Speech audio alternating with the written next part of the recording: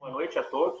Nós vamos iniciar agora a atividade intitulada Pandemia Financeira, o impacto das perdas em cada um de nós, contido pela Associação de Psiquiatria do Rio Grande do Sul. Eu sou Fernando Schneider, o vice-presidente da associação, e tenho a satisfação e a alegria de coordenar essa atividade, que tem a presença do meu colega e amigo Carlos Salgado, que é psiquiatra clínico e psicoterapeuta, tem mestrado e doutorado em psiquiatria pela USP, especialista em dependência química pela Unifesp e ex-presidente da nossa associação, da Associação de Psiquiatria do Rio Grande do Sul, e também o Dr. Jairo Lazer Tocianoy, que é engenheiro mecânico pela USP, com mestrado em finanças pela USP e doutorado em finanças pela FAA-USP. Pós-doutorado na Georgetown University de Washington, Estados Unidos. Muito obrigado pela disponibilidade de ambos de participar da nossa atividade, um tema que foi proposto por associados, que obviamente estão preocupados, a gente vai lendo as notícias do impacto econômico e financeiro no mundo inteiro, no nosso país em particular, afinal de contas onde nós vivemos, dessa pandemia.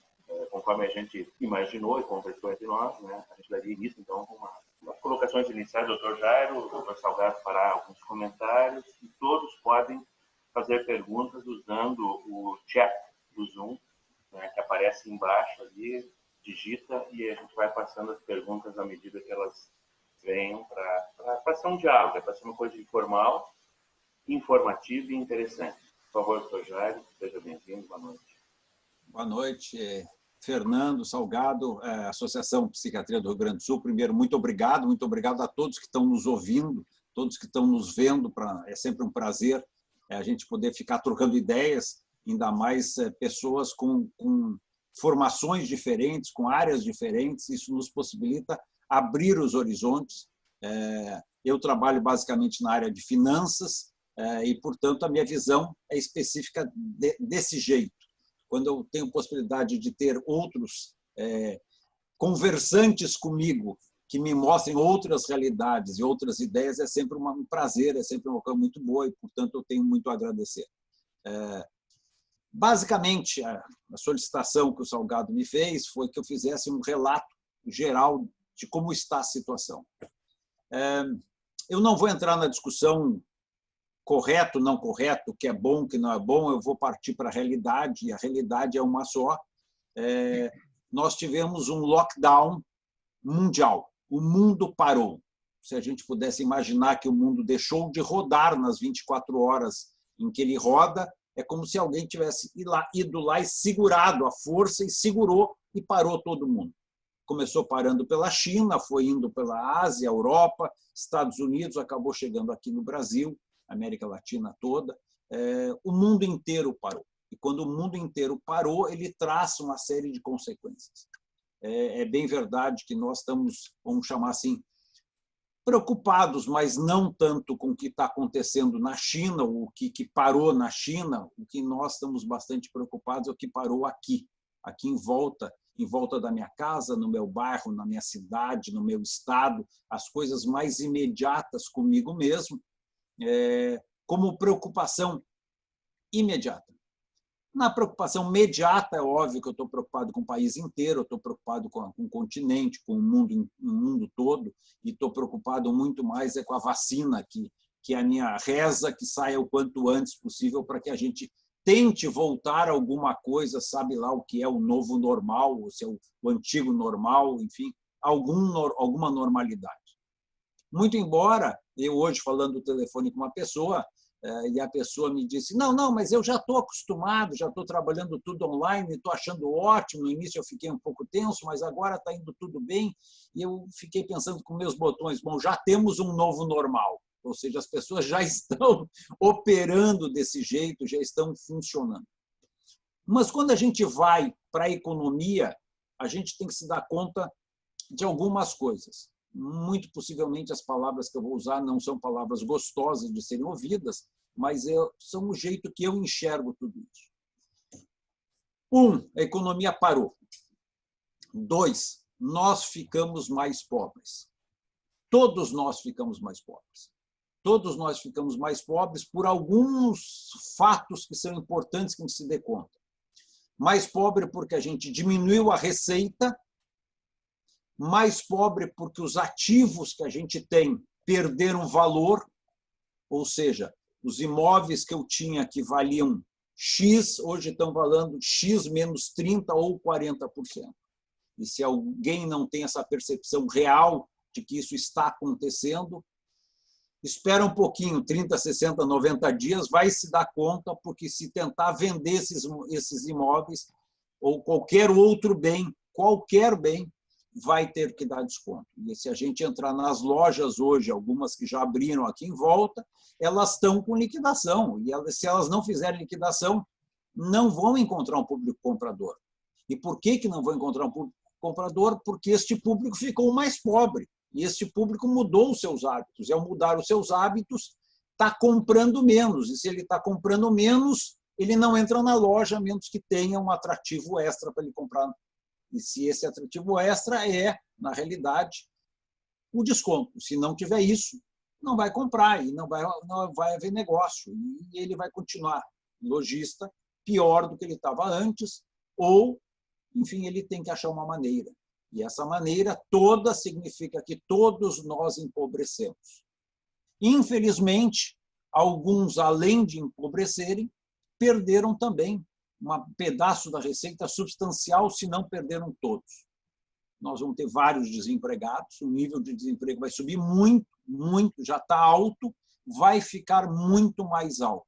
Quando a gente olha para os Estados Unidos, que tinha um nível de desemprego antes da pandemia na ordem de 2,5%, e que hoje está batendo em torno dos 22%. 22%, nós estamos falando 1/4 da população americana desempregada. Isso é muita gente. Aqui também vai chegar isso. A gente pode adivinhar ou tentar adivinhar se isso vai ser 20%, 21%, 15%. Eu, particularmente, não acho que nós vamos chegar a um número tão alto por características do Brasil, tá? Mas nós vamos ter um nível de desemprego muito alto. Isso vai ser muito ruim, isso vai refletir, vai levar um tempo para refletir e vai acontecer. Então, a gente tem que se dar conta. Todo mundo empobreceu. Mesmo aqueles que não empobreceram diretamente, empobreceram indiretamente. Ou seja, mesmo aqueles que não tiveram perda efetiva das suas receitas, o salário não diminuiu, o atendimento não diminuiu, os dividendos não diminuiu, mas isto fez um empobrecimento geral. E todo mundo está mais pobre. E isso aí não tem classe A, B, C, D, todo mundo. O mundo inteiro está mais pobre. Isso é muito importante que se dê conta. Como terceiro elemento que é muito importante, foi um pouco o que eu já falei, as pessoas perderam a vontade de comprar. As pessoas perderam a vontade de gastar dinheiro. Parte pelo medo de que vai faltar amanhã. Então, preferem não gastar hoje. Tá? Mas parte porque também elas descobriram que elas podem viver numa sociedade gastando menos. E aí é muito interessante, a gente conversa com os amigos, conversa com conhecidos e pergunta: quanto é que tu gastava de cartão de crédito no mês passado? 2 meses atrás, 3 meses atrás. Quanto é que tu gasta hoje? E as pessoas estão se dando conta que estão gastando menos. Isso é um fato muito importante, porque elas se seguram, porque elas estão ganhando menos, elas gastam menos. Mas, por outro lado, isso não faz a economia rodar. A economia não anda do jeito que andava. Isso vai levar mais tempo para a economia voltar a um certo nível de andamento, porque as pessoas não gastam. Então, elas se protegem, que está correto, tem que se proteger, mas isso tem um efeito ruim, um efeito nefasto, que é, para a economia não anda. Então, aqui tu tem um jogo. Como é que eu faço um e o outro? Faço isso andar. Isso vai levar tempo, isso vai acontecer, mas vamos levar tempo. Então, vai chegar lá. Alguns negócios vão desaparecer, infelizmente. O meu número é um número de alguma coisa em torno de 50% dos negócios vai desaparecer. É um número muito alto, é muito grande. Eu estava em Canela hoje de manhã e vim de Canela para Porto Alegre, porque hoje eu, enfim, tinha que trabalhar aqui, mas passando ali por Gramado, ali naquela região principal ali da Avenida das Hortênsias, não, ali naquele shoppingzinho do lado do Supermercado Nacional, ali, que é um lugar super in, já tem 6 lojas fechadas. De 12, 6 já estão fechadas. Já estão fechadas com placa de aluga-se. Isso significa o negócio acabou. Então, tu tem muitos negócios que vão acabar. Muitos. Alguns, claramente, porque já estavam, vamos dizer assim, com uma perna quebrada. Já tinham dificuldade de gestão, já tinham dificuldade financeira, já tinham dificuldade de cliente, já tinham uma série de dificuldades, sabe lá quais são. Ao entrar nessa crise, só piorou. E aí tem problema. Mas tem alguns que, por exemplo, o público desapareceu, não vai ter mais.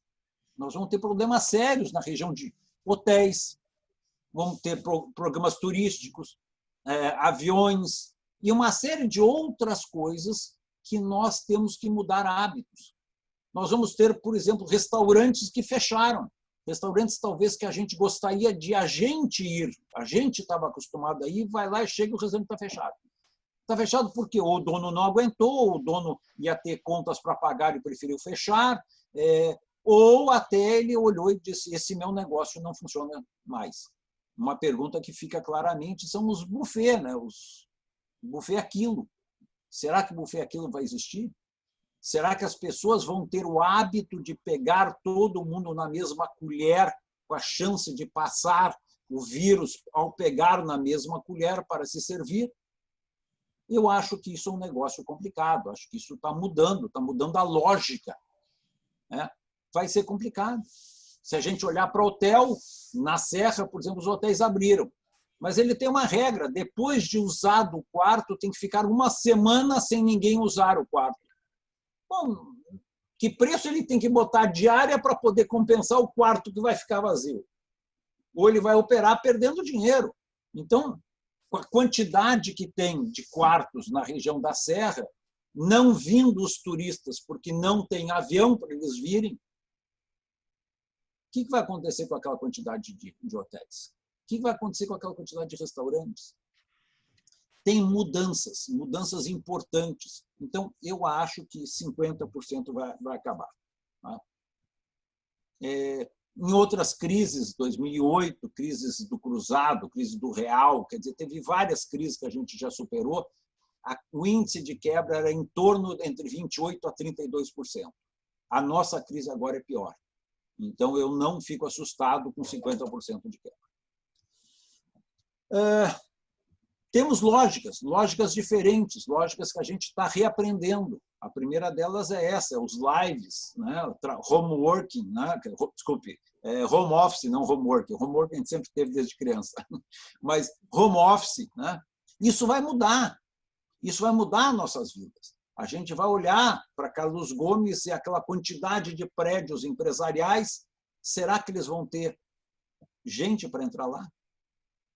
Qual é a quantidade de gente que vai trabalhar nas suas próprias casas? É importante a gente se dar conta que, obviamente, uma indústria, eu não posso mandar o operador de máquina trabalhar em casa. Mas um vendedor, ele não precisa de escritório. A parte administrativa não precisa de escritório. E isso vai fazer com que o preço dos escritórios vai cair muito. Os edifícios vão ficar vazios. Eu estava lendo uma crônica sobre Nova York no domingo. A grande preocupação de Nova York é que 80% das pessoas que lá trabalham, que lá usam os escritórios, são offices, né? Quer dizer, mercado financeiro, mercado jurídico, outros mercados que não necessitam de máquinas e que, portanto, as pessoas podem trabalhar de casa. O que vai acontecer com aquela enormidade de prédios? E se aqueles prédios ficarem vazios, o que vai acontecer com os restaurantes, com as lojas, com aquelas pessoas que circulam por lá? Vai mudar. Ao mesmo tempo, nós todos estamos aprendendo uma outra coisa junto com esse home office. A gente está mais perto das famílias, e eu digo por mim mesmo. fazia mais ou menos uns 35 a 40 anos que eu não ficava 60 dias, e agora já estou até mais, sem entrar dentro de um avião.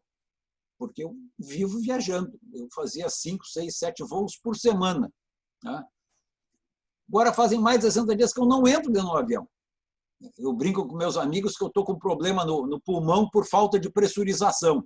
Mas, por outro lado, eu consegui, depois da janta, eu fico com a minha família, com a minha esposa, com meu filho, enfim, fico com as pessoas em volta, eu consigo ter uma outra qualidade de vida, eu não gasto tempo que eu gastaria, por exemplo, indo até o aeroporto, pegando o avião, viajando, e chegando lá, indo para um hotel, tendo que jantar sozinho num restaurante, ou às vezes chamando alguém para trabalhar durante a janta, mas isso vai mudar muito. Eu provavelmente, em torno de 50%, 60% das minhas reuniões vão ser online daqui para frente. Não vai ser 100%, porque a gente precisa do contato pessoal. E isso está mudando. Eu vejo, por exemplo, tanto na serra quanto na praia, a quantidade de pessoas que migrou para usar a semana inteira lá, ou seja, se mudou para a praia ou para a serra. E é gente que tem um apartamento bom aqui em Porto Alegre, 200, 200 e poucos metros quadrados, mas está lá numa casa em que os filhos podem sair, pegar bicicleta, pode brincar, pode ir jogar futebol, pode, enfim, está dentro de um condomínio, tem uma outra qualidade de vida. Isto vai mudar, as pessoas vão mudar e vão começar a repensar esses processos. Isso vai haver um pouco de migração para os interiores. Claro que, no nosso caso, Brasil, nós temos um problema, que é quem tem filhos pequenos vai olhar para a escola, então vai olhar para ver se tem escola, sei lá, em Capão, em Atlântida, em Xangri-Lá, ou em Canela, ou em Gramado, ou enfim, as outras cidades, ou vai mudar para São Leopoldo, para Novo Hamburgo, ou para Gravataí, enfim, vai mudar. Mas nós vamos enxergar as cidades mais vazias. Isso tem consequência econômica. Os prédios, os valores dos aluguéis vão cair. Então, não é um bom investimento olhar imóveis. Imóveis vai ser ruim, um investimento que não vai levar muito tempo, no meu ponto de vista, vamos dizer assim, para desovar essa quantidade de imóveis que vai ficar vazio daqui para frente. Então, quem sabe até vai ficar vazio até apartamentos, porque tem gente que, em vez de ter dois imóveis, um aqui, um na praia, um aqui, um na serra, ou até 3, vai ficar com 1 ou com 2 e vai dizer, bom, para que eu preciso ficar com tantos? Para que eu preciso ter tanto custo?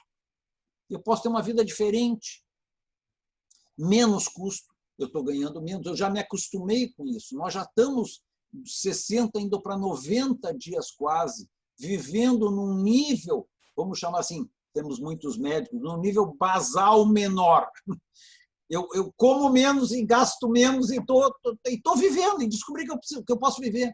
Eu posso viver sem ter que ir a tanto restaurante, posso viver sem ter que me encontrar com tantos amigos, sem ter que comprar tanto presente para aniversário, sem ter que sair todo final de semana.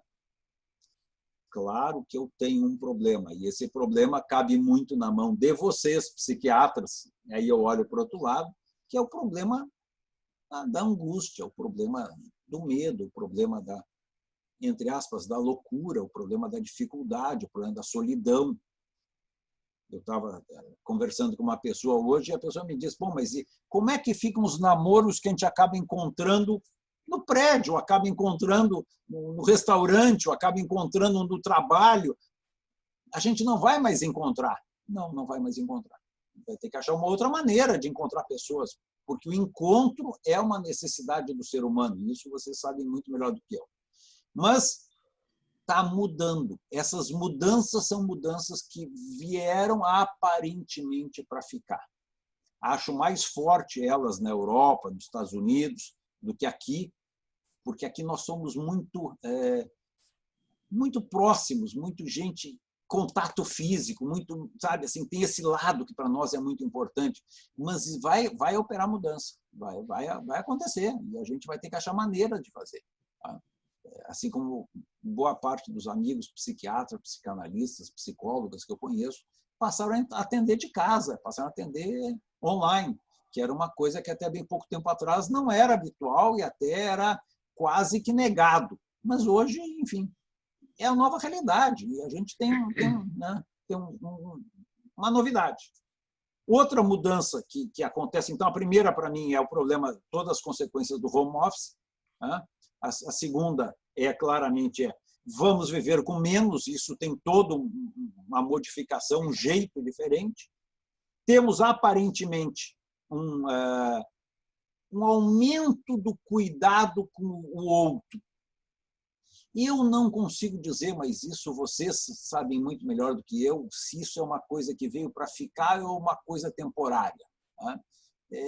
Aparentemente, a gente vê várias empresas fazendo doações, a gente vê várias pessoas tomando atitudes no sentido de resguardar os outros, várias pessoas mais próximas cuidando com o outro, várias campanhas sobre isso. Então, a gente tem muito este fato. Este fato pode acabar vindo a fazer parte da nossa vida também. E isso é um elemento que eu acho que é importante pensar. Eu só queria encerrar essa parte inicial, e aí talvez a notícia que seja pior de tudo isso, se é que pode existir uma pior, mas vamos lá. Eu acho que a gente só está começando a crise. Eu acho que os próximos 60, 90 dias vão ser piores. Vão ser piores por quê? Porque ainda nós temos as pessoas que foram demitidas recebendo o dinheiro do governo e ainda consumindo, ou ainda recebendo os seus fundos de garantia ou as suas liquidações de demissão, mas isso acaba. Isso acaba e as pessoas não vão conseguir lugares para trabalhar tão facilmente. E isso, agregadamente, juntando na economia como um todo, vai pesar e, portanto, vai gerar uma nova leva de demissões e, portanto, o ciclo que a gente chama a espiral negativa vai aumentar. Nós ainda não vimos muitas empresas, o ouvido não nos diz muitas empresas que quebraram. A gente viu muitas empresas que fecharam, mas que quebraram não. Mas a gente vai começar a ouvir empresas que quebraram, entrando em recuperação judicial, pedido de falência e outras coisas, com as consequências, enfim, normais. Eu não enxergo nos próximos 60 ou 90 dias assim, um ambiente muito melhor. Mesmo que saia vacina, mesmo que tenha soluções medicamentosas, eu acho que nós estamos num processo que ainda é inicial. A alegria que todo mundo tem, abriram as lojas, vamos começar. Eu acho que isso não vai nos mexer tanto, tá? E eu acho que isso ainda vai trazer problemas sérios. Nós ainda vamos ter aí mais uns dias, a gente pode voltar a falar daqui a alguns dias para ver. Eu rezo que eu esteja errado nisso, mas um pouco da minha experiência das crises passadas me diz isso. A gente recém está começando a crise, nós não estamos terminando, não.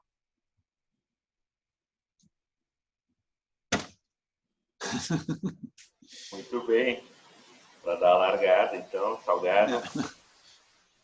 Então, inicialmente, meu boa noite aqui para o Fernando, para o Jairo, para todos que estão nos acompanhando. E queria só conferir, estou sendo bem ouvido e visto, Fernando? Aqui por mim, sim. Por mim também. Por todos também, provavelmente. Então, vocês servem como uma amostra do que o público deve estar podendo assistir. Então, o panorama, né, que o Jairo nos ajudou a pensar, né, eu acho que ele inclui aí algumas palavras de destaque, né, Jairo? Uma angústia. Né? Angústia, a gente pode pensar mais formalmente como o estado emocional que é gerado pela contradição. Queríamos, entre tantas, né, queríamos estar na rua livres, estamos presos. E estar preso é a melhor escolha, mas é a pior também. Poder consumir seria o nosso dia a dia. O Jair vem nos avisar, olha, vocês vão consumir menos e talvez bem menos ainda ali adiante. Então, me parece que estamos, né, o mundo mergulhado numa realidade hostil, talvez semelhante, só tenha encontrado algo semelhante na história nas duas grandes guerras, né, quando muita gente foi envolvida num infortúnio muito amplo, né? Um pouco mais concreto na época da espanhola, né? Da gripe espanhola, em que muita gente ficou envolvida na contingência, de certa forma parecida com a que vivemos, né? De gastar menos, de circular menos, de integrar-se menos. Produto disso, de novo, muita angústia em relação aos ganhos que nós gostaríamos de manter e que a contingência nos leva a outra palavra que tu destacasse bastante, né, Jair, que é mudança. Uma mudança de paradigmas de vida, de formas de interação em toda a vasta área do contato humano, né, com a realidade produtiva, com a realidade amorosa, com a interação social no sentido mais amplo, ela passa por uma mudança paradigmática, que se concretiza, né, na restrição à circulação, que vai sendo ajustada aí nos próximos meses a um preço, né, Jair, talvez, e Fernando, talvez um pouco alto, né, que é o retorno, a intensificação, eventualmente, como a gente tem visto em outros países, né, novos pequenos ou grandes picos da doença aí Covid-19. Então, todos estamos perdendo. Perder é ruim, ajustar-se a isso me faz pensar rapidamente também um desafio para o mundo inteiro, que é a resiliência. Ajustar-se sem quebrar, ajeitar-se sem quebrar, sem partir. E, concretamente, as empresas, algumas vão conseguir fazer esse processo resiliente de reajuste. Eu dou um exemplo aqui das contradições ou das crueldades até, né, do mundo comercial. Por exemplo, a indústria da informática, especialmente aqueles lá na ponta que entregam o computador razoavelmente atualizado, mas, enfim, mais agradável de usar, tem visto suas vendas, ao menos, né, momentaneamente, em pico, vendendo mais até do que seria de se imaginar, a ponto de ter dificuldades com estoque e dificuldade, no contraponto disso, com a logística, né? Existe o desejo de compra pela contingência, né, das pessoas precisarem usar muito mais da informática do que estavam habituados, querendo mais velocidade ou querendo mais uma máquina para um familiar, eventualmente um idoso que não costumava fazer esse uso que passa a fazer. Então, o mercado tem suas contradições, tem suas curiosidades, há áreas em que se intensificou a teleentrega, né, a estrutura toda de logística, né, Jair, da teleentrega sofre um desafio, passa por um desafio de sobrevivência do agente, aquele sujeito que nos entrega a pizza na mão, né, ele tem que sobreviver a esse processo em todos os possíveis sentidos, mas especialmente em relação à doença, mas o negócio que ele traz até a nossa porta, está sobrevivendo, está se ajustando e, para surpresa de muita gente, até passando a ser a única opção. Restaurantes que passaram, né, da entrega na mesa para a entrega na moto, né, a teleentrega, e é um ajuste, né, dentro da perspectiva de resiliência. As pessoas vão continuar comendo menos da rua, comendo mais em casa, né? E alguns negócios, como tu citaste, eu fico sempre lembrando, terão dificuldade de sobreviver. O cinema, eu acho que vai ser um grande desafio alguém encher uma sala com 200, 300 ou mais pessoas respirando o mesmo ar e garantir que isso seja um momento como, por exemplo, para mim sempre foi de grande prazer, né? A vivência da sala escura e o cinema é uma coisa muito especial e que tem sobrevivido até a televisão, né? Já tinha sido decretado seu fim, sobreviveu e muito bem a televisão. Agora a televisão, mais uma vez, ocupa esse espaço do cinema. Então, a gente se ajusta. Nós nos ajustamos. Quem sabe, como o Jair lembrou, vamos nos mudar para mais longe de onde nós estávamos. Eu, pessoalmente, passo por uma experiência peculiar nesse sentido. Há mais de 20 anos que eu moro e atendo em casa, agora numa nova casa, mas no mesmo formato, um pátio grande, muito espaço, e consultórios, meu e da Carla, ambos consultórios dentro de casa. Nós recebemos pacientes na nossa casa há mais de 2 décadas. Então, o ajuste, para mim, eu percebo que é diferente do pessoal do prédio aqui pertinho, um prédio enorme de apartamentos pequenos, com uma área social imensa, é um verdadeiro clube, que as pessoas não estão podendo usar. Então, é alguma coisa que me parece um certo sadismo da realidade, né? As pessoas lá das suas janelinhas olhando aqui para a enorme área de convivência maravilhosa que esse prédio tem, e não podem descer para usar. Então, estão pagando por isso, porque o condomínio não vai ter grandes descontos, provavelmente não vai ter desconto, e não podem usar. O contrário do que ocorre comigo, que estou usando o meu pátio mais do que nunca.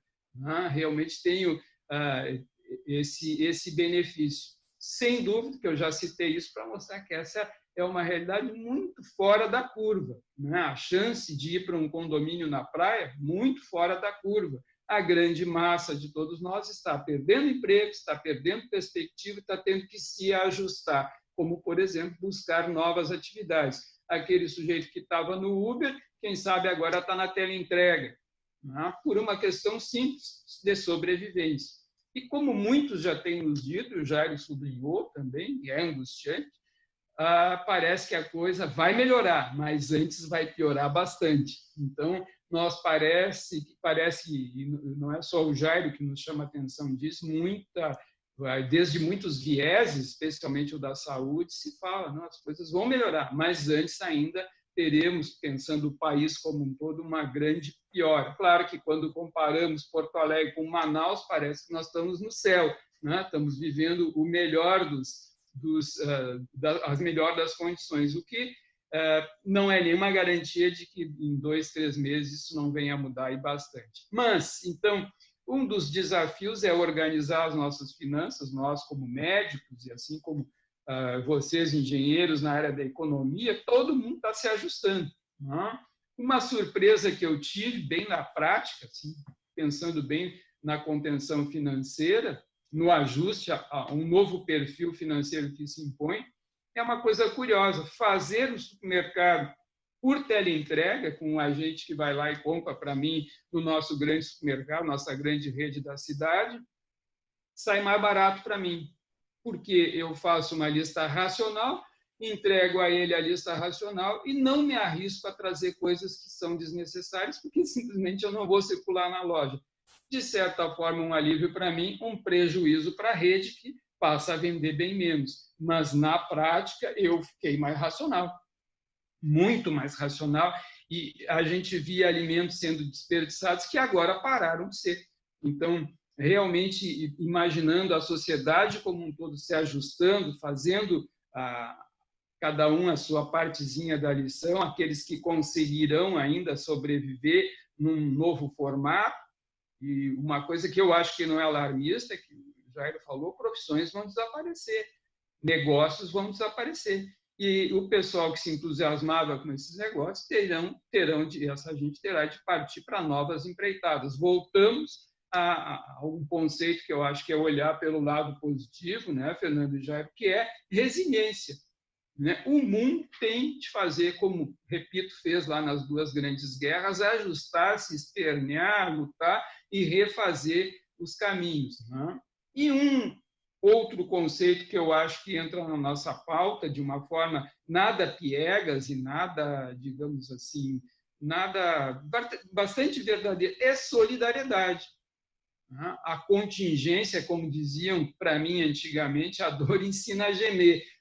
Então, nós estamos, sim, eu acredito que estamos mais solidários, mais sensíveis, mais capazes de dividir, e capazes de tolerar, junto com a parceria das outras pessoas, essa convivência. Eu, pessoalmente, me sinto valorizando mais do que vinha valorizando as redes sociais, com uma peculiaridade. Eu tenho abandonado, Jair, esses grupos de discussão que entram num duelo, de quem é que tem a última resposta, a resposta mais precisa, seja estatística, seja do ponto de vista político, e eu tenho evitado, eu acho que baixa muito o meu estresse, não me expor a esse entusiasmo, às vezes até um pouco pueril, de quem é que tem a razão, quem é o rei da montanha, quem é que sabe mais, e eu vejo que eu estava também nessa onda, querendo ser o sabichão, querendo dar a super resposta, mostrar aquele artigo fulminante, sobre questões terapêuticas, por exemplo, que são uma pauta importante nesse momento.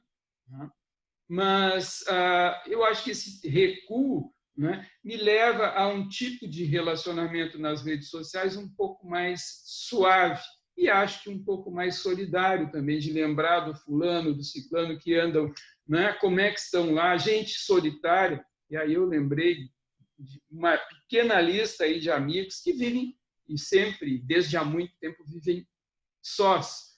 É diferente, né, a opção de estar só, né, daquela de ter a contingência de ficar fechado em casa por ser diabético, por ser obeso, por ser hipertenso, por ser idoso como eu, e medo de sair na rua e passar mal com isso, como fazia antes. Né? Então, eu tenho lembrado de alguns amigos, tenho procurado ativamente, né? E tenho encontrado, olha, Jairo, várias vezes, Fernando também, várias vezes, pessoas que claramente ficaram muito gratas daquele contato. Então, acho que isso aí digamos, um ganho, né, em humanidade que todos estamos tendo. Só para citar um pequeno exemplo, existe todo um exército, estou vendo aqui atrás de ti, né, já era um exército de pessoas num bom momento, que é a natação, mas a gente sabe que tem um exército de pessoas segurando a onda, especialmente na área da saúde. Né? Uma gente que não está conseguindo se preocupar, ou podendo se preocupar tanto com dinheiro, com resguardo, e sim com a linha de frente de estar vivo para servir a gente que deve permanecer vivo. Então, do ponto de vista psiquiátrico, acho que as palavras realmente presentes são mudança, temos de mudar, angústia, essa sensação de pelear, né, realmente com contradições muito duras, e uma palavra, eu acho, mais, digamos, com um horizonte um pouco melhor, que é resiliência, ajustar-se, refazer-se sem quebrar.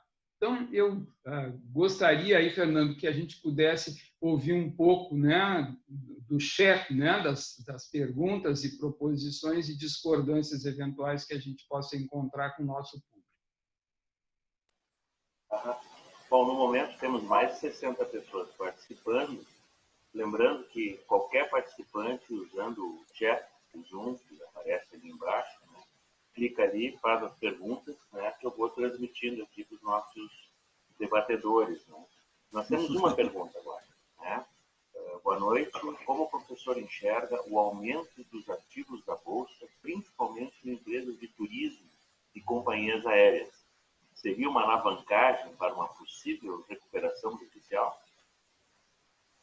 É interessante isso. A CVC, o preço da CVC subiu ontem, acho que foi 20 e poucos por cento, ou na segunda-feira, 20 e poucos por cento. As empresas aéreas subiram o preço das ações. Aqui tem alguns elementos que eu acho que são importantes trazer para quem trabalha com ações, quem gosta de ações. No aspecto assim, já pesquisado e já conhecido, a Bolsa antecipa a reação. Ou seja, o preço de hoje é uma visão de futuro que eu estou trazendo para hoje. Então, eu já estou antecipando. Ela não está medindo hoje, ela está medindo o futuro. Tá certo? Então, e se diz, a todas as pesquisas que tem, que ela mede alguma coisa em torno de um ano. Ou seja, como é que vai estar daqui a um ano? Tá? Então, como é que ela vai estar daqui a um ano? Reflete no preço já de hoje. Isso para mercados, vamos dizer assim, minimamente eficientes, obviamente, com mercados mais eficientes, isso é mais verdadeiro, já foi testado várias vezes. Então, é importante que a gente entenda que um pouco da Bolsa, na verdade, não é o hoje, é o futuro. Tá? Por exemplo, a Bolsa reagiu, a Bolsa americana reagiu muito bem, a brasileira também reagiu muito bem, quando ficou, há 2 semanas atrás, a ideia de que a vacina estaria sendo testada no seu 3º estágio. Então, o preço das ações subiu, porque as pessoas já estão imaginando que isso é um reflexo do futuro. Enfim. Isso é um elemento. Segundo elemento, o preço sobe ou porque eu acredito no futuro, ou porque, às vezes, o preço está muito baixo, já caiu muito. E aí é importante que eu me dê conta que, pelo fato do preço já ter caído tanto, ela vai subir. Então, aqui eu também tenho um caso, seja nas companhias aéreas, seja em hotéis, seja em empresas de turismo, caso da CVC, esse elemento. Por quê? Porque elas já caíram muito, elas estão valendo hoje desculpe, antes da subida, elas estavam valendo alguma coisa em torno de 5% do valor dos seus ativos. Elas tinham perdido 95%. Então, obviamente, ela dobrou de preço. Sim, ela passou de 5% para 10%. Então, na visão de um menos afeto, vamos dizer assim, ao mecanismo das bolsas, ele olha e diz, espera um pouquinho, subiu muito, está todo mundo acreditando. Não é bem assim. Ela estava muito baixo. Então, ela passou a valer mais porque estava muito baixo. Não é porque ela está valendo muito mais. As pessoas têm uma clareza muito grande. E se vocês perguntarem para os amigos que tinham planos de viajar ao exterior durante este ano, o que eles estão fazendo? Eles estão prorrogando para o ano que vem. E muitos já estão olhando para julho do ano que vem. Ou seja, não é nem no primeiro semestre do ano que vem. Hoje, se, por exemplo, e eu adoro Nova York, se alguém me dissesse aqui, Jair, tem uma passagem de graça para ti, com hotel de graça, eu digo, não. Eu prefiro ficar em casa. Então, por quê? Porque as pessoas estão com medo. Então, tem medo, as pessoas têm medo de morrer, é um medo natural das pessoas, tem medo de pegar essa doença. A gente olha a estatística, e a estatística diz que 80% das pessoas não vão sentir nada. 15% vão achar que é um resfriado. Eu não estou preocupado com os 95%. Eu não quero ser dos 5%. Isso vê bem, o estatístico não entra nessa, mas eu quero não ser dos 5%.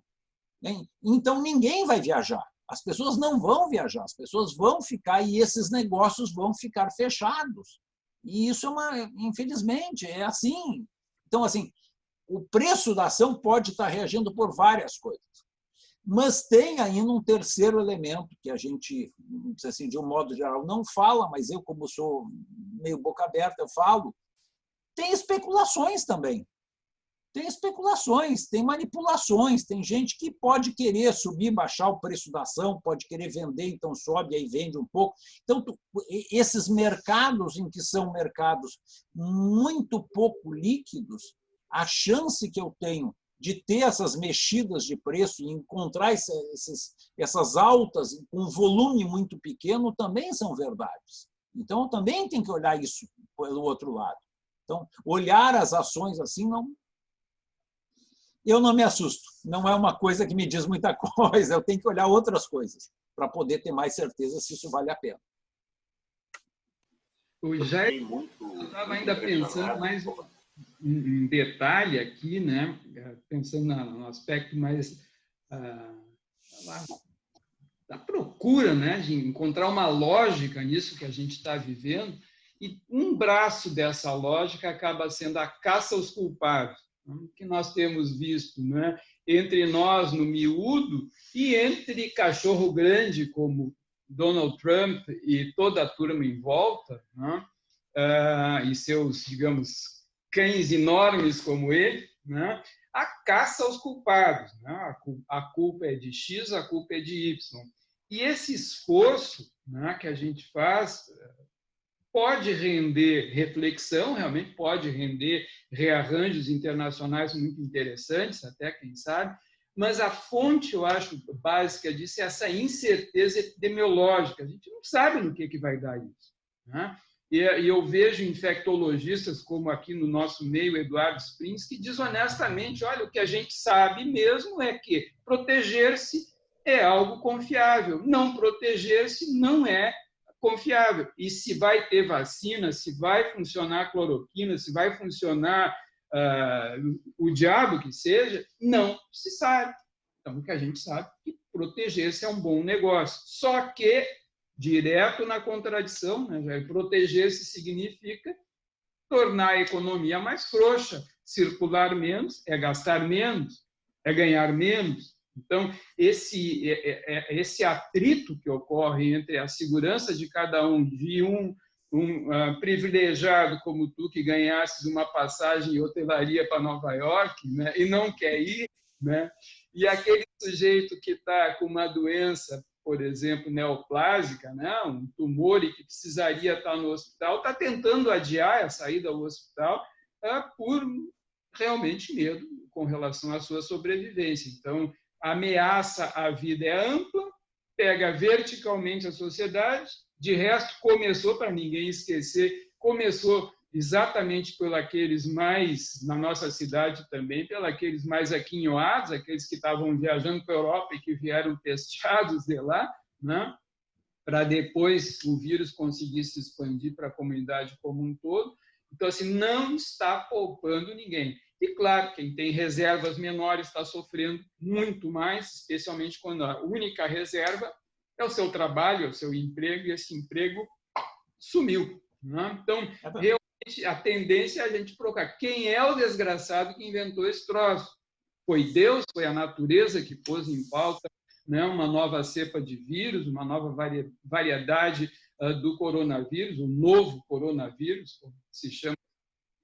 Ou será que tem sacanagem, né? Já tem premeditação, tem um jogo sociopolítico, econômico que faz com que, né, tenha havido esse processo todo de, finalmente, né, um vírus atingir a todos nós como uma bomba de nêutrons, né, que não destrói os objetos, mas destrói as pessoas. Então, caça aos culpados, eu acho que é muito da pauta do momento. Salgado, eu vou te dizer, eu acho que você tem total razão nisso que você está colocando. Existe essa tendência nas pessoas, as pessoas tentam achar, vamos dizer assim, o culpado, e muito dessa polarização, enfim, é muito fruto disso. Tá? Agora, eu vou trazer um outro aspecto, que é um aspecto, obviamente, de quem é economista, de quem tem outro olhar, que é um negócio que nem tudo é o que lhe parece ser, que entra justamente nesse mesmo jeito que você está olhando, que é a caça ao culpado. Por exemplo, está todo mundo, eu converso com várias pessoas, as pessoas acham que os hospitais estão ganhando um rio de dinheiro. Elas não se dão conta que os hospitais estão perdendo um rio de dinheiro. Porque a quantidade de gente que parou de ir ao hospital para fazer as cirurgias eletivas necessárias, e às vezes não tão eletivas, como casos de neoplasias, né, tumores, mas estão postergando porque está com medo de fazer a cirurgia disso e acabar morrendo de Covid. Né? Os hospitais, se não for feito nada, nós vamos não ter hospitais. Nós não vamos ter hospitais. Você falou da informática. E aí é muito interessante, porque, obviamente, eu circulo por vários negócios. Quem está ganhando dinheiro na informática é o técnico de informática. Porque esse está vendendo todas as suas horas de trabalho. E, às vezes, está vendendo sábado e domingo também. As lojas em si, a venda agregada é muito pequena. Porque mesmo, e você colocou, por exemplo, eu comprei para os meus pais um computador para eles poderem ver os netos, então, sim, mas isso perto do consumo normal que as pessoas tinham de trocar aparelhos velhos por aparelhos novos e buscar a nova tecnologia, que parou, porque está todo mundo guardando dinheiro, isso é muito pequeno. É muito interessante isso. Você falou do supermercado antes, que você passou a ser um comprador mais racional porque você está comprando pelo computador. É fantástico. Para você está fazendo uma economia muito importante, muito racional. Agora, todos aqueles chocolates, todos aqueles balas, todos aqueles outros perfumarias, todos aqueles outros eventuais vinhos ou cervejas ou produtos novos que você deixa de comprar porque você não olha, as empresas estão quebrando. Então, essa visão que a gente tem, por exemplo, a gente tem a visão que todas as empresas de trigo estão ganhando muito dinheiro. E eu vou te dizer, quase todas estão perdendo muito dinheiro. Por que elas estão perdendo? Porque elas não vendem trigo para casa fazer a massa. Elas vendem trigo para as pizzarias fazer pizza. E muito boa parte das pizzarias desse país pararam. Quando você vai ver vinho, todo mundo aumentou o consumo de vinho, todo mundo aumentou algum consumo de bebida alcoólica. Não, ninguém está ficando bêbado, ninguém está ficando alcoolista, não é isso. Mas o consumo nas casas, a gente está mais tempo em casa, a gente está aumentando o consumo. Isto perto da venda em restaurante não significa nada. Eu tenho um amigo meu que é dono de uma importadora de vinhos em São Paulo, ele me disse o seguinte: no campo da pessoa física, eu multipliquei por 5 a minha venda de vinho. E eu zerei em restaurante. Tu sabe quanto é que é o total meu? Eu disse, não, não sei. Ele disse, eu estou perdendo quase 50% da minha venda. Porque a pessoa física nunca representou mais do que 10% da minha venda. Isso é um outro ângulo. Você, por um lado, fica mais racional, que é bom. Por outro lado, a economia está parando mais. Porque você está deixando de comprar outras coisas. Quanto é? Você pergunta para sua esposa, quanto é que ela deixou de comprar vestidos novos nesse período de 90 dias? Quantas festas ela não foi? Quanto de maquiagem ela deixou de usar? Quanto que ela deixou de encontrar outras pessoas? Tudo isso são partes da economia que deixaram de rodar. E, como consequência, vão ter mais demissões, como consequências, vão ter mais problemas e, portanto, a economia vai piorar ainda. Nós precisamos de gente comprando, mas nós não vamos comprar enquanto a gente estiver preso dentro de casa. E a economia vai levar mais tempo. E aí, só para... Já que nós estamos na sociedade de psiquiatria, menos pessoas vão ter empregos, menos pessoas vão se tratar. Ah, tá. E aí nós vamos ter psiquiatras com mais tempo livre, ou já atendendo casos em que já são mais radicais, porque a situação já piorou tanto daquele paciente, aquele eventual paciente, que não tem outra forma. Tem um estudo, que é um estudo muito sério, que em momentos de crise, não como esse, porque a gente nunca viu como esse, o aumento do suicídio. Vocês sabem disso. O aumento do suicídio, o aumento do consumo de drogas, o aumento do consumo de álcool, não o consumo do vinhozinho, o consumo, né, do alcoolismo mesmo. Isso são problemas que vão vir para a sociedade.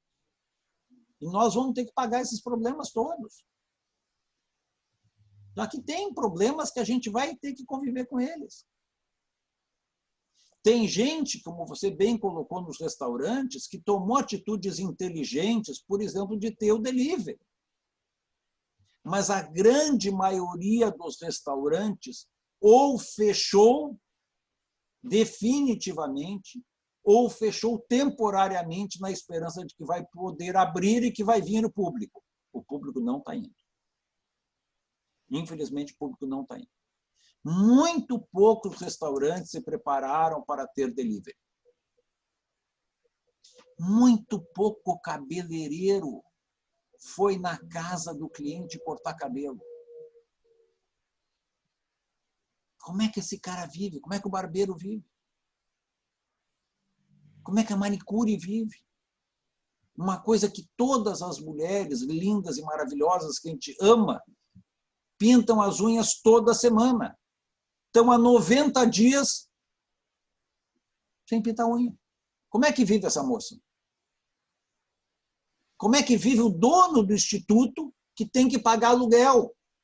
Este cara foi lá no dono do imóvel e disse para o dono do imóvel: ou tu não me cobra, ou me dá um desconto bárbaro, ou senão eu vou ter que te entregar. Tomara que muitos tenham dado desconto, ou tenham jogado para o futuro. Muitos não deram. E o negócio fechou.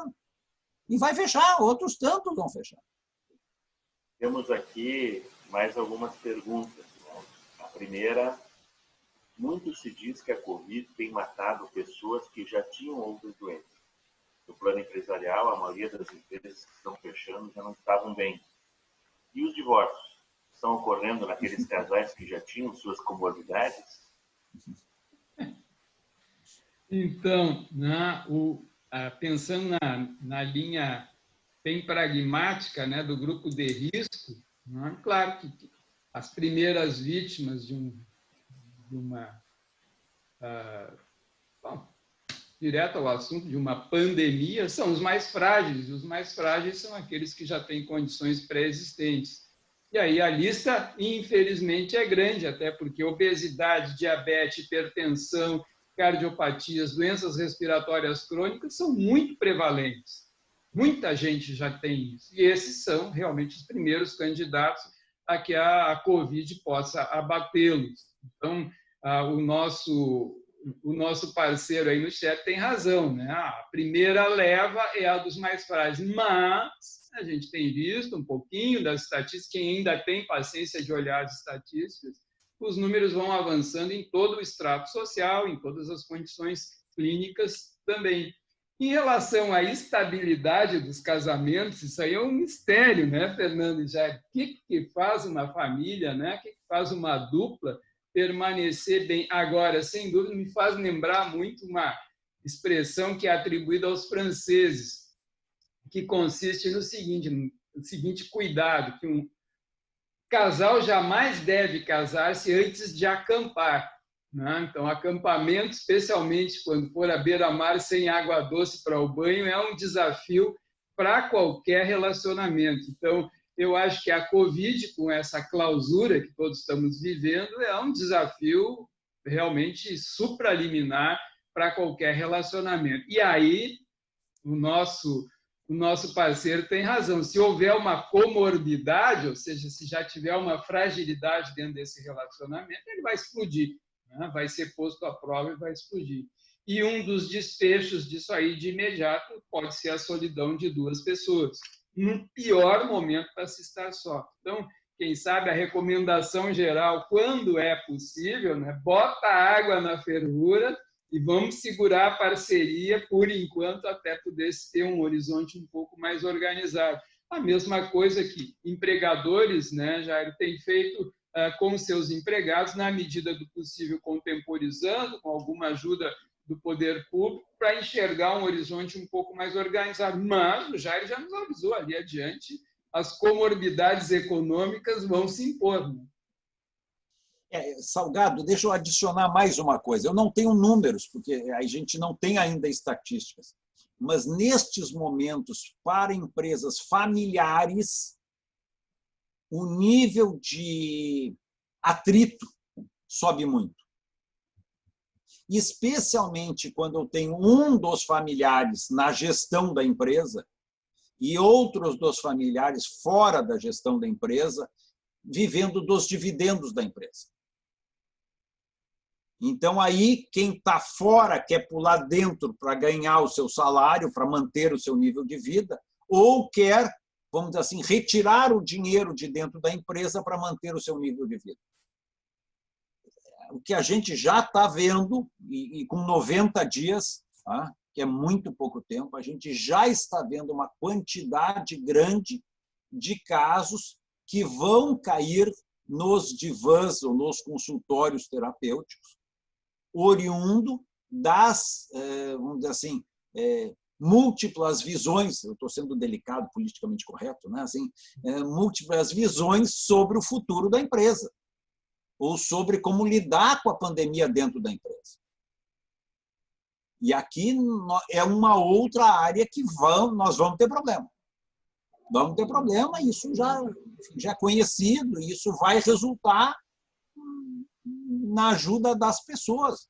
E muitas empresas também vão quebrar aqui para frente pelas brigas entre sócios. E também aí o resultado que você está sugerindo de água na fervura é muito bom, mas aí tem que ter um nível de maturidade, que você bem colocou, para poder botar essa água na fervura. Porque em muitos casos não tem nem maturidade para essa água na fervura e o rompimento é imediato. Então, aqui também eu tenho uma semelhança aqui, só isso. Muitas famílias não acamparam junto antes de fazer a empresa, né? Até porque, sei lá, a evolução natural do negócio familiar não é bem assim, tão previsível, né? Agora, eu acho que também tem aí, eu já vi aqui um chamado, né, Fernando, de alguém perguntando, tá, mas o que se faz com essa crise, né? O que dá para fazer, né? Talvez aí uma consultoria matrimonial e uma terapia de família bem pragmática possa ajudar essas famílias a não explodir com o seu negócio, né? O negócio emagrece, fica pequenininho, mas não morre, né? Para que, enfim, a família possa se regular. Eu arriscaria aí, já dizer uma palavra bem a propósito disso, dos grupos familiares dentro de um negócio, né? Que é a solidariedade. Se tem um lugar que tem que se aplicar, é bem aí. Aquele que estava lá fora pegando um dividendozinho menor e que agora quer vir aqui para dentro, porque outras atividades murcharam, vai ter que encontrar, seria bom que encontrasse a solidariedade e reciprocidade nesse ajuste. Então, acho que o Jair pode explorar mais, né, Fernando, essa questão do que fazer para reduzir o impacto desse dano todo econômico, mas solidariedade acho que é um bem social, um bem econômico de grande valor. Tem uma outra pergunta aqui, que vamos encaixando, conversando, né? Na verdade, tem várias. E os seguros? Nos Estados Unidos, as companhias de seguro de carro devolveram dinheiro aos segurados porque os acidentes diminuíram significativamente. E aqui no Brasil? E os planos de saúde? Também diminui o uso de dinheiro? Fiquei pensando nisso também. Seguradora não vai devolver dinheiro. Esqueçam, isso não existe. Existe uma regra nos Estados Unidos, porque lá nos Estados Unidos, todo o efeito seguro, existe um que se chama de class action, quer dizer, um grupo grande de pessoas entraram contra a seguradora, demonstrando que ela cobrou a mais do que ela devia cobrar, porque o número foi mais baixo. Ela sai na frente devolvendo. Aqui não existe isso. Isso aqui não vai acontecer. Tá certo? Enfim, normal. Até acho, por outro lado, que se a situação, se o tecido social ficar tão complicado, nós temos chance de um aumento de roubo de carro, enfim, no caso específico de carro, tem uma chance disso. Isso a gente não pode esquecer. Isso aí faz parte da nossa realidade. Não esqueçam nunca que isso baixou nos últimos 2 anos, mas pode voltar a subir de novo, especialmente se o tecido social ficar mais esgarçado. Então, isso aí, as pessoas, quem não tem comida, vai achar uma maneira de ter comida. Isso é realidade. Então, infelizmente. Me faz lembrar isso, Jairo, uma frase atribuída a Bertolt Brecht. Primeiro a barriga, depois a moral. Então, se tiver que levar um carro, foi-se o carro. Foi-se o carro, exatamente. É isso a gente não pode negar que nós temos uma chance real de chegar até lá. Porque aquele que nega está fora da realidade, no meu ponto de vista. Não vai passar, então está voltando, não vai acontecer nada disso. Espera um pouquinho, pessoal. Não é assim. A realidade é mais dura e se pronuncia mais dura. Não vamos se enganar. Nós temos chance disso. Então, não vamos... Aqui é um negócio importante. A propósito, Jair, olhando, não sei se o meu palpite aqui vai ser uma bobagem, mas olhando a Alemanha, por exemplo, que parece ter se rearranjado já em algum grau no seu mundo negocial, o que se enxerga lá do ponto de vista econômico? Tem já um horizonte que dê para valorizar? A Alemanha, ela depende do mundo externo da Alemanha. Em primeiro lugar, vamos lá. A Alemanha tem uma coisa fantástica e menos fantástica ao mesmo tempo, que é o povo alemão. Né? O povo alemão é um povo muito, muito obediente, é um povo muito cuidadoso com a saúde. Já se brincava na época do Renascimento que o povo alemão não tinha feito um bom renascimento porque estava vendo os vermes que as pessoas colocavam nos seus dejetos. Né? Então, enquanto os italianos morriam com os vermes, mas tinham Miguel Ângelo, Da Vinci, fizeram toda uma criação. Isso é uma comparação fantástica, quando a gente fica olhando os povos e olhando as importâncias dos povos. Então, a Alemanha quando diz que o distanciamento é 2 metros, pode ter certeza que é 2 metros. Não é 1,95, é 2 metros. Tu diz que aqui a distância é 2 metros, pode ter certeza que é menos de 15 centímetros. Né? E já está se achando que está distante. Né? Um abraço já, né? Ou se você for para algumas regiões mais afastadas do centro das cidades, você vai encontrar batucada, feijoada, vai encontrar batucada, churrasquinho, cervejada. Assim, o pessoal está trocando copo, cada um o mesmo copo para todo mundo. Isso, obviamente, cada povo tem as suas coisas. A gente tem esse lado humano, esse lado de se abraçar, que lá ninguém se abraça. Nestes momentos do afastamento, da transmissão de um vírus, é ótimo. Eu não consigo não abraçar uma pessoa. Eu estou sentindo falta disso. Para mim é uma coisa importante, o lado humano, por causa da minha formação, do meu jeito de ter morado aqui. Enfim, eu me lembro quando eu morei nos Estados Unidos, eu fiz meu pós-doutorado lá, as pessoas não estendiam a mão para se cumprimentar. Elas botavam a mão para trás e faziam assim. Eu levei algum tempo sofrendo com isso. Então, assim, além disso, quando a gente vai para a Alemanha, fora isso que ajuda neste momento do vírus, mas em torno de 50% da economia alemã depende do mundo externo à Alemanha. Eles tinham muitas reservas, é como se eu tivesse muitas reservas, nesse momento difícil eu estou usando as minhas reservas.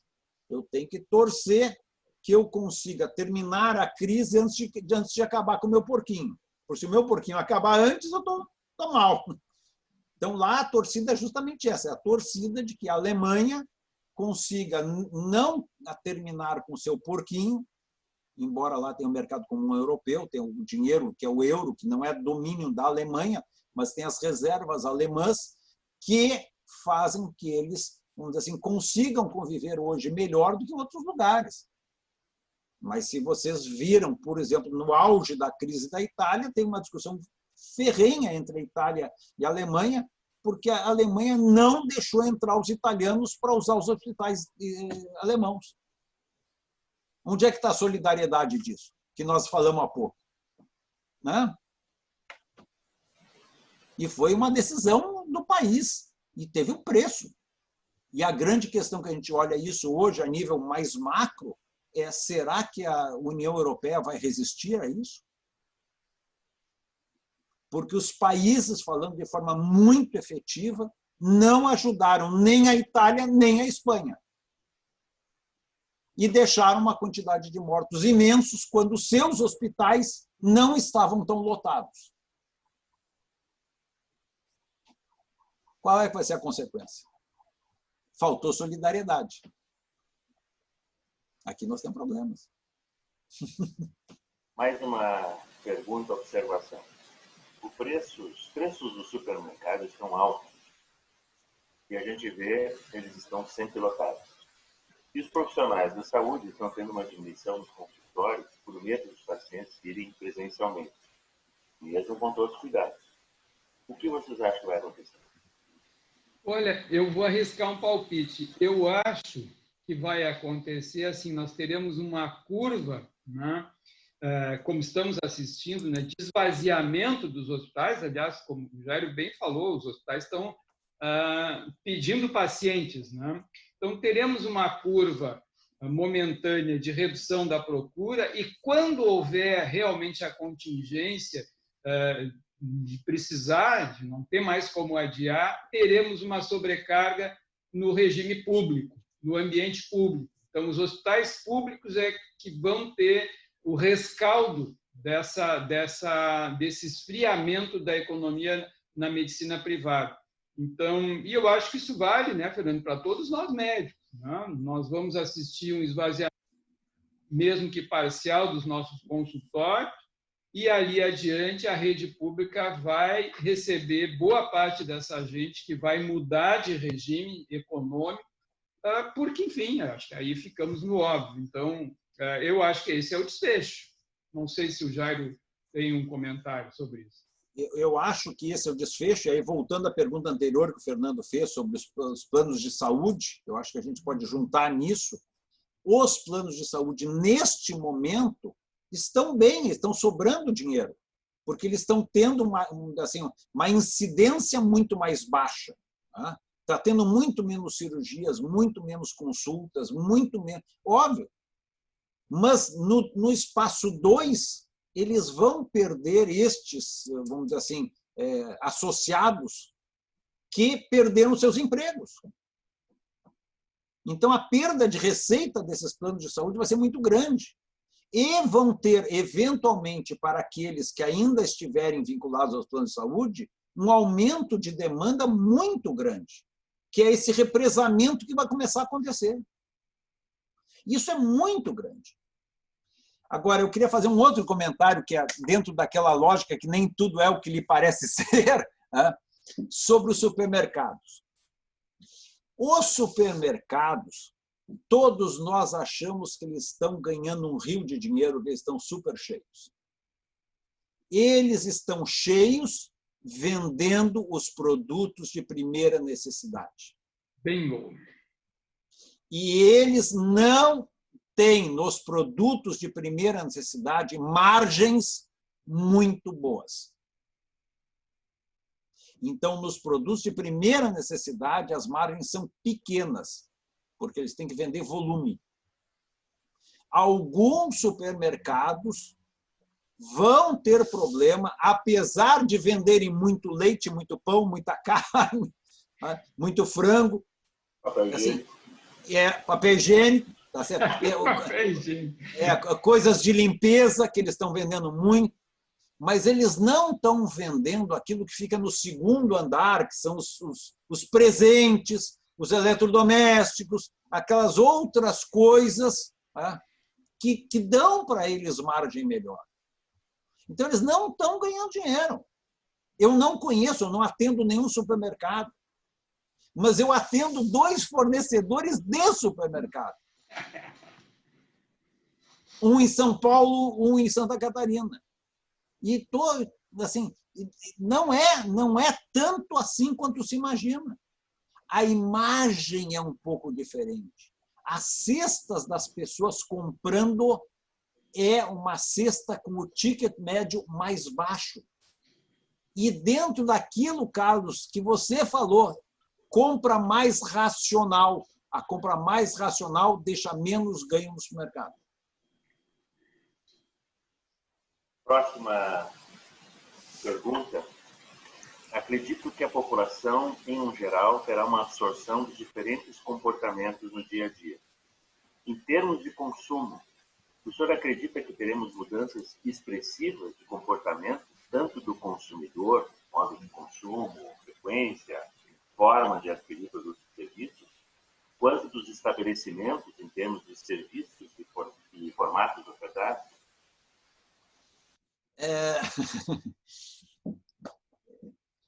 Eu não quero entrar nesse ramo psiquiátrico, psicanalítico, em que as pessoas não mudam. De um modo geral, as pessoas não mudam. Para mudar, é difícil, requer muito trabalho, requer muita dedicação.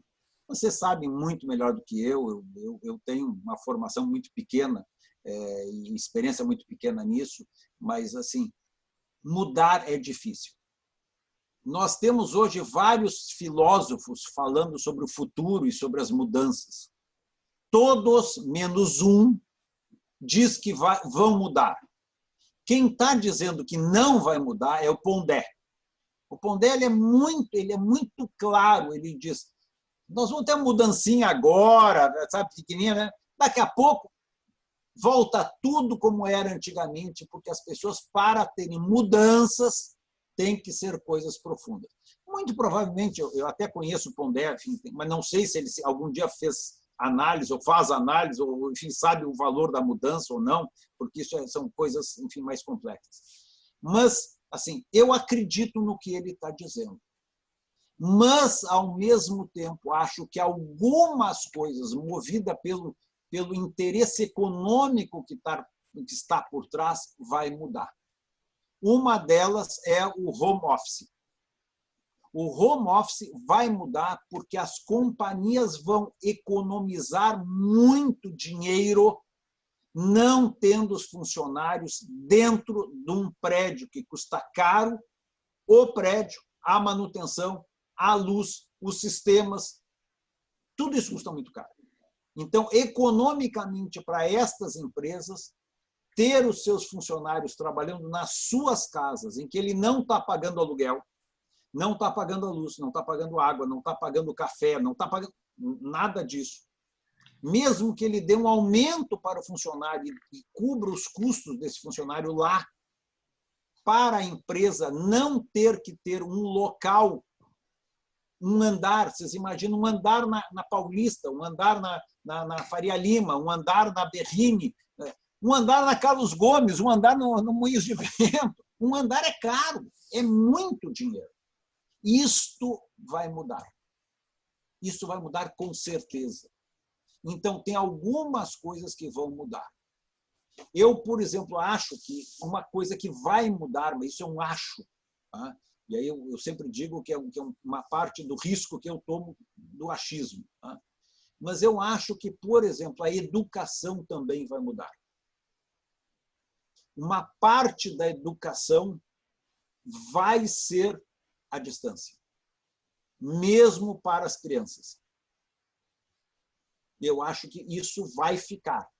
Para os adultos, vai ter uma mudança enorme. Eu fico pensando um pouco no chapéu dessas universidades privadas. Como é que elas vão funcionar? As pessoas não vão querer se deslocar para ter aula física todos os dias. Ainda mais olhando que a aula à distância custa para ele, aluno, 1/3 ou 1/4 do preço.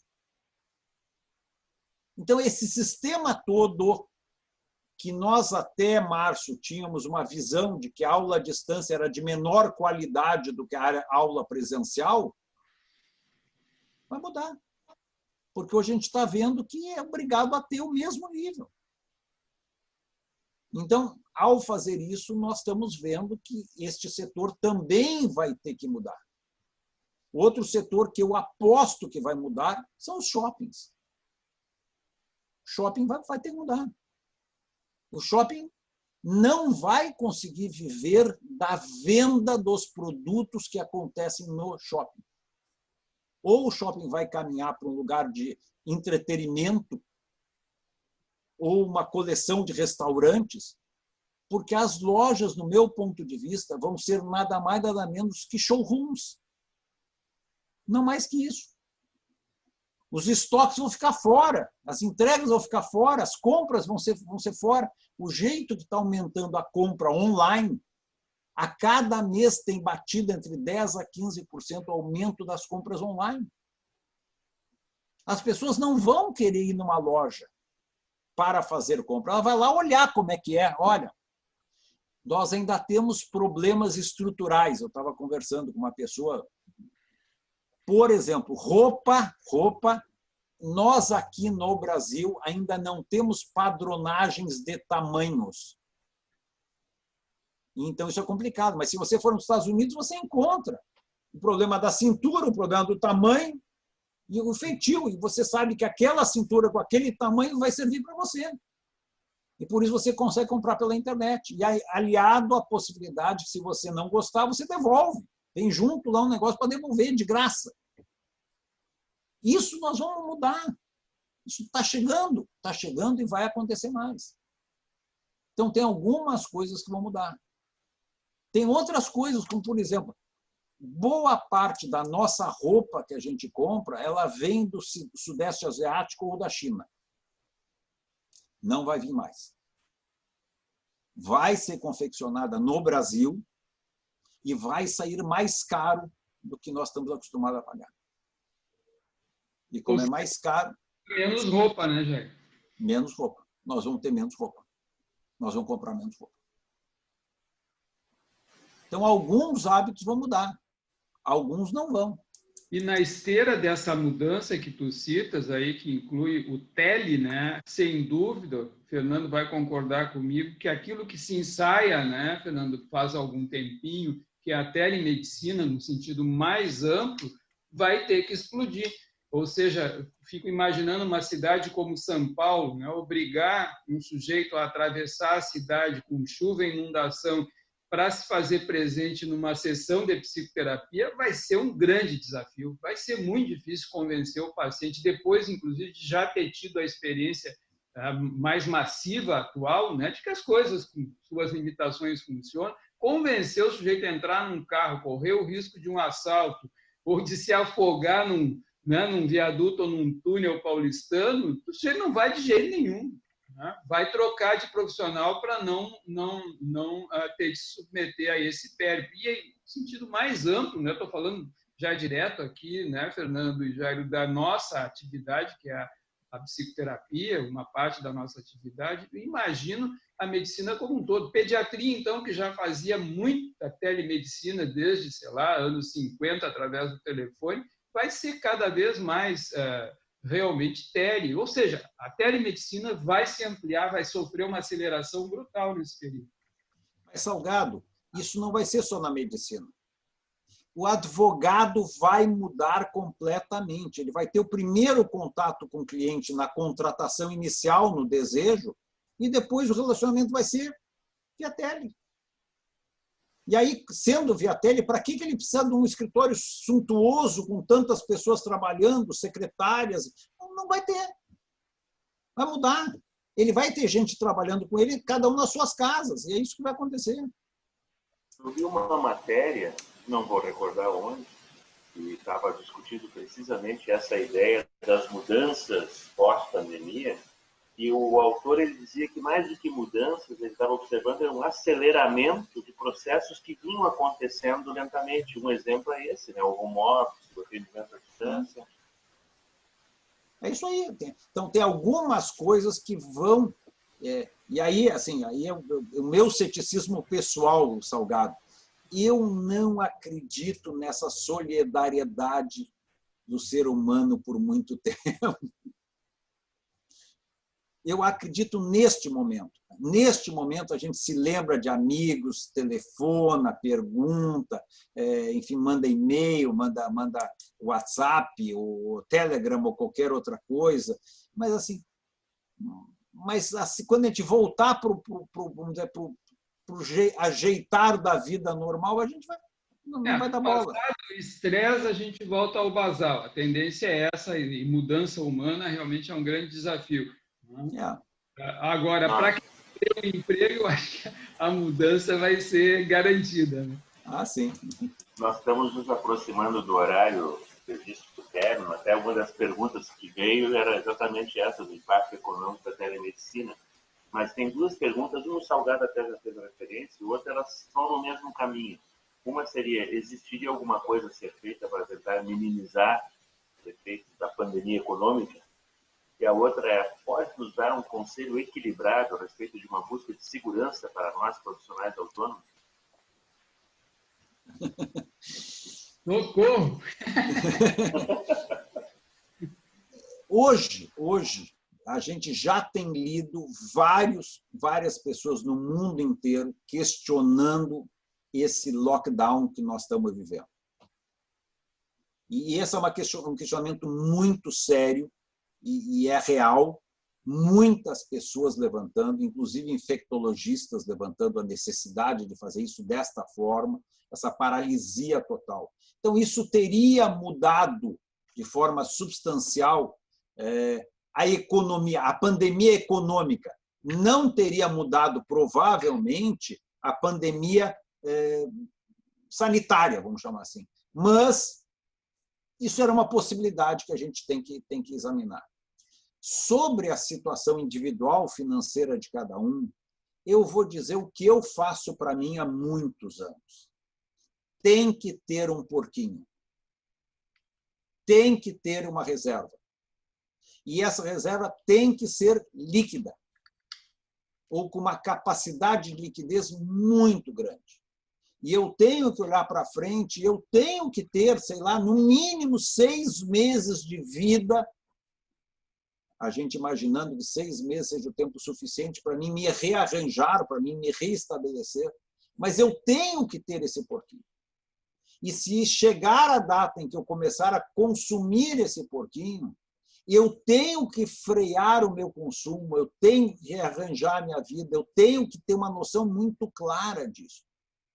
O que eu, infelizmente, vejo em muitos profissionais, seja da área da medicina, dentistas, advogados, consultores, gente que não tem poupanças.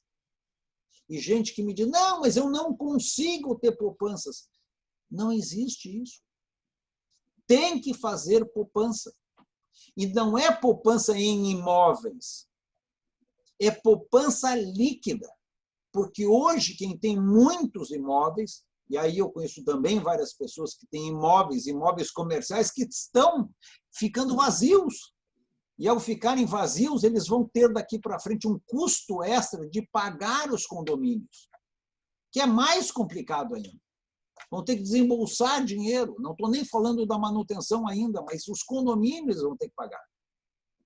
Então, em vez de ser um ativo, virou um passivo. Tem que ter um porquinho, tem que ter uma quantidade de dinheiro. Ah, mas eu não consigo. Desculpe. Tem que pegar 10% de que eu ganho todos os meses e tem que pegar e guardar. Dentro daquele velho estilo lá de 200, 300 anos atrás. Tem que fazer isso. E não é pegar isso e jogar em ações. Esse porquinho a gente não joga em ações. Esse porquinho a gente não faz investimento, não empresta para amigos, não é nada disso. É dinheiro que tem que estar quase embaixo do colchão. Claro, tem que estar num bom CDB, tem que estar num bom fundo líquido. Mas quem não tem isso vai sofrer. E é melhor começar logo quem não tem. Eu conheço vários profissionais que botaram dinheiro na bolsa. E alguns ainda que botaram dinheiro na bolsa alavancado em operações de opções, derivativos. Esse pessoal está encalacrado. Esse pessoal está complicadíssimo. Encalacrado é uma expressão elegante, né, no caso. Bom, assim, em público, assim, né, a gente tem que, né, moderar um pouco as palavras. Né? Mas é muito sério. O pessoal acha que é brincadeira. Não é brincadeira, não. E quando eu disse no final da minha apresentação que vai piorar, pessoal, eu rezo todos os dias que não piore, eu rezo que eu esteja errado. Mas eu, infelizmente, não consigo ver isso.